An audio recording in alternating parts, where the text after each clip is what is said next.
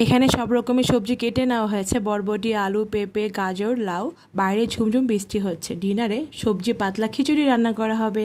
পানিতে পোলার চাল, মসুরের ডাল, মুগের ডাল ভালোভাবে ধুয়ে ক্লিন করে ভিজিয়ে রাখা হয়েছে।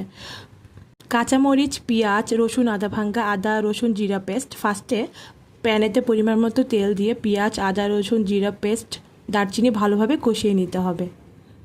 এরপর হলুদ, লবণ পরিমাণ মতো দিয়ে আবারও মশলা ভালোভাবে কষিয়ে নিতে হবে। কেটে রাখা সবজিগুলো দিয়ে আবারও কষিয়ে নিতে হবে। তারপর চাল, ডাল, সবজি একসঙ্গে মিক্স করে কিছুক্ষণ কষিয়ে নিব। তারপরে দিয়ে দিচ্ছি পরিমাণ মতো টমেটো কুচি। টমেটো কুচি দেওয়ার পর দিয়ে দেবো পরিমাণ মতো পানি আর কাঁচামরিচ। ঢাকনা দিয়ে ঢেকে দিতে হবে কিছুক্ষণের জন্য। ঢাকনাটা উঠিয়ে নিচ্ছি কিছুক্ষণ পরে। দেখুন বলক কিন্তু উঠে এসেছে। এই খিচুড়িটা একদম লাটকা পাতলা খিচুড়ি হবে, সেই জন্য পানিটাও অনেক বেশি করে দিতে হবে। দেখুন খিচুড়ি কিন্তু একদম হয়ে গেছে। চাল ডাল সব কিছু একদম গলে গিয়েছে। খিচুড়ি কিন্তু খেতে দারুণ লাগে। বাগারের জন্য পেঁয়াজ, রসুন আর শুকনা মরিচ লাল লাল করে ভেজে নিতে হবে। লাল লাল করে এটা ভেজে নেওয়া হচ্ছে। লাল লাল করে ভাজার পর উপর দিয়ে সে বাগারগুলো দিয়ে দিতে হবে, দিয়ে একটু নেড়েচেড়ে নিতে হবে। খিচুড়ি কিন্তু একদম রান্না হয়ে গেছে। আমি আমার প্লেটে ডিনারটা নিয়ে নিয়েছি। আজকের ডিনারটা খুবই মজাদার ছিল।